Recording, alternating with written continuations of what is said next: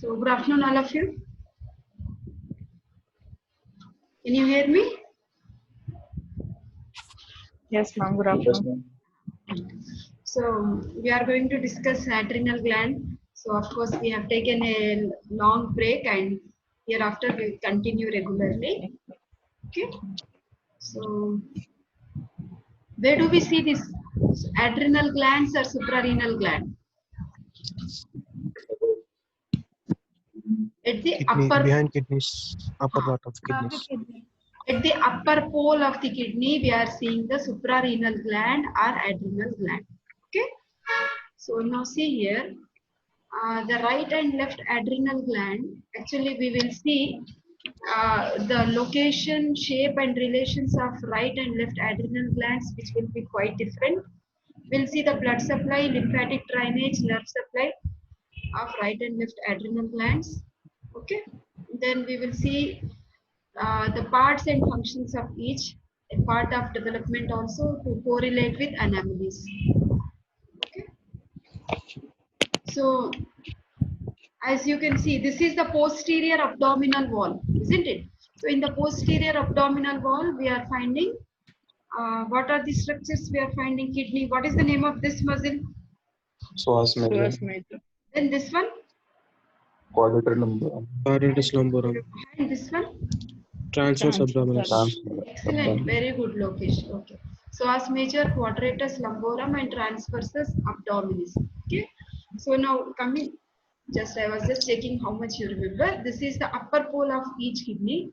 So it is situated at the upper pole, located between the superior-medial aspect of the kidney and diaphragm.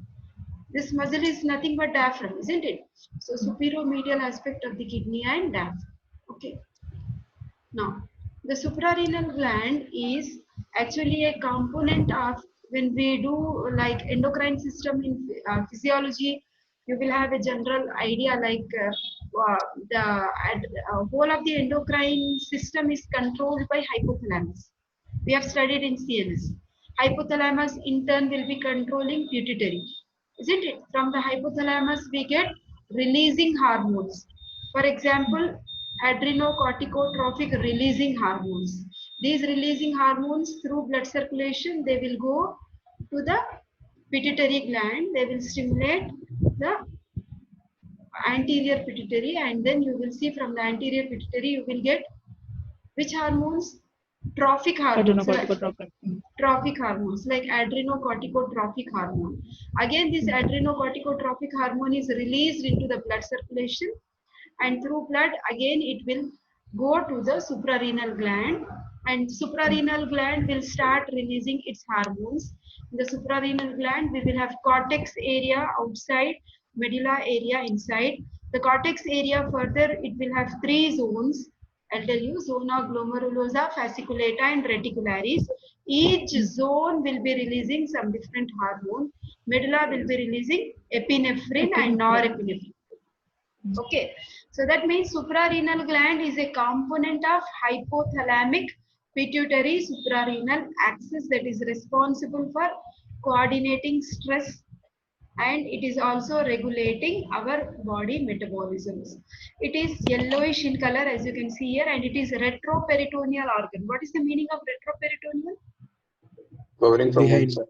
Behind, very good location, behind the peritoneum. Okay, so it is lying at almost at the level of thoracic vertebra T12. Okay, now it is surrounded by a covering which is called as, you remember like renal fascia, it splits. Yes, ma'am. Anterior, posterior. Yeah, very good. It splits to enclose the superiorly. It becomes suspensory ligament which is getting attached to the inferior aspect of the diaphragm, isn't it? So it is separated from the kidney by means of the perirenal sac. Okay. Each gland has outer cortex and inner medulla. Okay. Now, let us see what are the capsules which are covering this gland.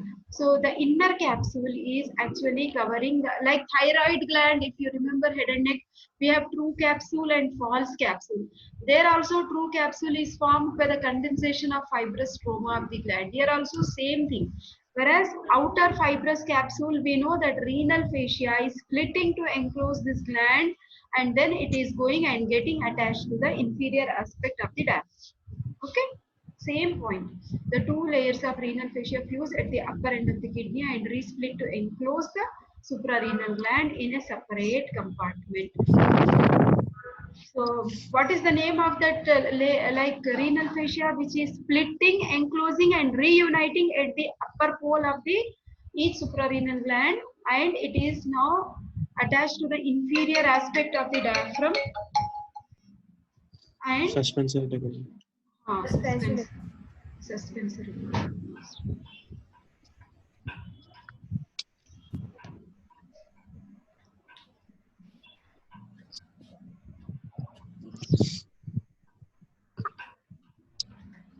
Okay. Now coming to the dimensions of the suprarenal gland, the height is 50 mm. Okay, 50 mm means 5 centimeters. Okay, and breadth is 3 mm, that means 3 centimeters. Thickness is 1 centimeter or 10 mm. The weight is around 5 grams. Okay, see, medulla is actually forming 1/10 of the gland, but of course in fetal suprarenal gland, the medulla will be comprising more than the cortex. Okay, now I told you right and left suprarenal glands will be different.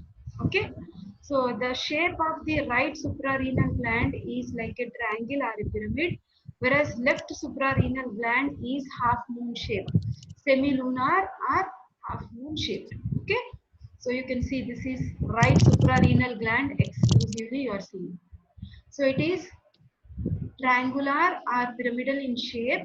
Now the right suprarenal gland, the presenting parts are, this is base, and the upper end of the gland is apex, and the surface is what we have is anterior surface, behind we have posterior surface, and near to the midline, whatever border is there, this is medial border. Away from the midline we have lateral border. This picture is much more clear, no? So this is our midline of the body where we have the inferior vena cava, abdominal aorta. So this is apex, this is base.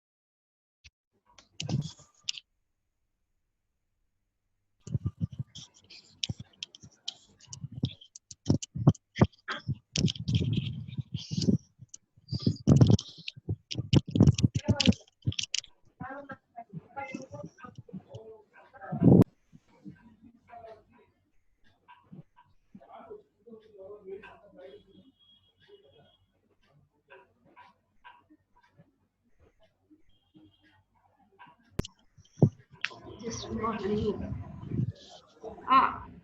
Hello, beta, are you all here? Yes, ma'am. Sorry, beta, my laptop got disconnected. Then it is, I'm happy it is back.